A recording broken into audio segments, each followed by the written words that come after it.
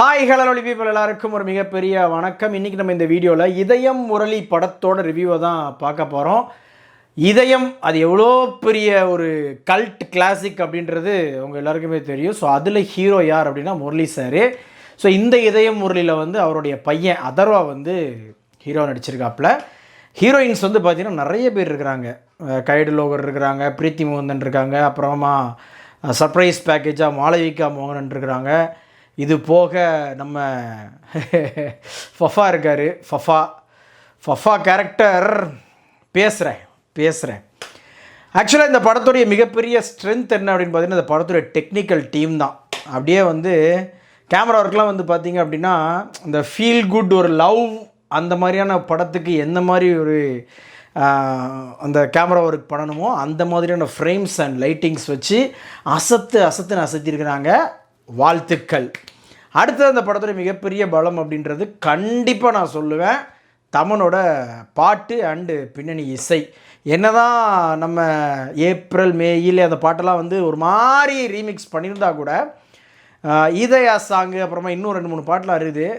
சும்மா மனசை வந்து போட்டு அப்படியே காதல் படம்டா, காதல் ரசம் அப்படியே சொட்ட புழிஞ்சு தள்ளுறேன் பாரு அப்படின்ற மாதிரி பயங்கரமாக ஒன்று பாடியிருந்தாப்புல. அதுக்கப்புறமா அவரே ஒரு பாட்டு பாடியிருக்காரு, வீட்டு மொட்டை மாடியில் பாடுவார்னு நினைக்கிறேன். அது வந்து கொஞ்சம் மூச்சு விடாமலாம் பாடுவார். அட்லீஸ்ட் அந்த லிரிக்ஸை கொஞ்சம் கேட்குற மாதிரி பண்ணியிருந்தீங்கன்னா அது மட்டும் கொஞ்சம் நல்லா இருந்திருக்கும். வெறுமனை பீட்டு மட்டும் ஏற்றி விட்டீங்க. டெம்போ அப்படின்னு சொல்லுவாப்புல இல்லையா பாய்ஸில், அந்த மாதிரி தான் டெம்போவை ஏற்றி லிரிக்ஸை வந்து எங்களுக்கு கேட்க விடாத மாதிரி பண்ணிட்டீங்க. அது மட்டும்தான் வருத்தம். மற்றபடி பின்னணி இசையாக இருக்கட்டும், பாடல்கள் மீதி எல்லாத்துலேயுமே வந்து பயங்கரமாக அவருடைய பங்கு அப்படின்றது இந்த படத்தில் வந்து எப்படி அவர் நடிப்பில் பெருசாக ஒரு சப்போர்ட்டை படத்துக்கு பண்ணுறாரோ அதே மாதிரி வந்து பின்னணி இசை பயங்கரமான ஒரு சப்போர்ட் பண்ணுறாரு. வாழ்த்துக்கள். அப்புறமா நம்ம இந்த கூட இருக்கக்கூடிய நண்பர்கள் இவங்களுடைய ஒன்லைனஸ் இது எல்லாமே வந்து படத்துக்கு ஒரு மிகப்பெரிய பலம். அதுவும் குறிப்பாக நம்ம பரிதாபங்கள் டிராவிட் அண்டு நம்ம யாருப்பா சுதாகர்லாம் வர்ற சீன்ஸ்லாம் வந்து பார்த்திங்கன்னா தியேட்டரில் பயங்கரமாக எல்லாருமே கைத்தட்டுறாங்க. அந்த அளவுக்கு மனுஷன் மேலே வந்து ஒரு லவ் நம்ம ஆடியன்ஸ் வந்து வச்சுருக்காங்க. மேபி இன்னொரு 10 வருஷம் கழித்து ஏதாவது ஒரு தொகையில் நிப்பாட்டினா ஜெயிக்க கூட வச்சுருவாங்க போல இருக்கு. அந்த மாதிரி வந்து சுதாகர் மேலே ஒரு லவ் நம்ம மக்களுக்கு எல்லாருக்குமே இருக்குது. அதையும் அவர் வந்து கரெக்டாக கணக்கச்சிதமாக அவருடைய இந்த வழக்கமான அந்த பாடி லாங்குவேஜ்லேயே வந்து நிறைய பண்ணுவார் இல்லையா, அந்த மாதிரிலாம் நிறைய பண்ணி வச்சுருந்தாப்புல.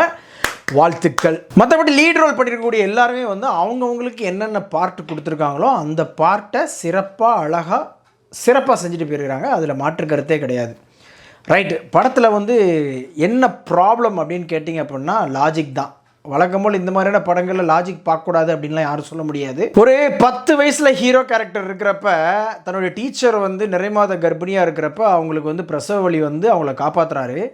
ஆனால் அதுக்கப்புறமா ஒரு 15-17 வருஷம் கழித்து கட் பண்ணால் அந்த டீச்சர் வந்து அப்படியே எப்படி 10 வயசில் நம்ம ஹீரோ பார்த்தாரோ அப்படியே வந்து ஒரு 27 வயசுலேயும் இருக்கிற மாதிரி காட்டுறது அப்படின்றதெல்லாம் வந்து ஒத்துக்கிறேன். இந்த சினிமாவில் இதெல்லாம் பார்க்கக்கூடாது, இப்படிலாம் இருந்தால் எப்படி இருக்கும் அப்படின்னு சொல்லி ரசிக்கிற மாதிரி நீங்கள் சொல்கிறது ஓகே தான். பட் லாஜிக்கலாக யோசித்து பார்த்தோம் அப்படின்னா அது எப்படிரா முடியும் அப்படின்ற மாதிரி நமக்கு வந்து பர்சனலாக தோணுச்சு. இந்த மாதிரியான கேள்விகள் நிறைய படம் முழுக்கவே அங்கங்கே வந்துட்டுருக்கு.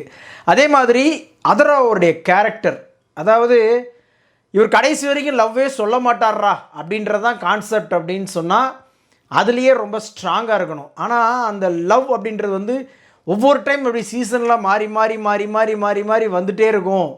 அதாவது அவங்களுக்கு அந்த லவ் இப்போ கல்யாணம் முடிஞ்சிச்சு அல்லது ஏதாவது ஒன்று ஆயிடுச்சு அப்படின்னா கூட பிரச்சனை கிடையாது. அடுத்த ஒரு லவ் பண்ணுற அப்படின்னா அதில் ஒரு நியாயம் நம்ம சொல்லலாம். அவங்க என்ன ஆனாங்க அப்படின்னே தெரியாது. ஆனால் தலைவர் வந்து பார்த்திங்கன்னா அடுத்த ஒரு பொண்ணை பார்ப்பார், அது ஒரு அழகாக இருந்துச்சு அப்படின்னு சொன்னால் அவர் பின்னாடி இவர் போயிடுவார் அப்படின்ற மாதிரி.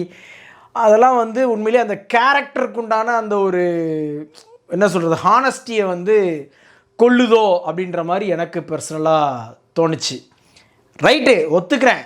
மனுஷ மனம் குரங்கு மாதிரி தான். அது என்ன ஆச்சுன்னே தெரியாது அந்த லவ்வு. அந்த டைமில் வந்து இன்னொரு அழகான பொண்ணை பார்த்தா அது பின்னாடி ஆமாம், நான் இல்லைன்னு சொல்லலை. ஆனால் அதில் ஏதாவது ஒரு ஜென்யூனிட்டி, அந்த கேரக்டர் மேலே நமக்கு ஒரு ஈர்ப்பு வரணும், ஒரு எமோஷன் கனெக்ட் வரணும் அப்படின்னு சொன்னால் அதில் வந்து சில ஹானஸ்டான விஷயங்கள் வைக்கணும். அதில் இயக்குனர் தவறிட்டாரோ அப்படின்ற மாதிரி எனக்கு பர்சனலாக தோணுச்சு.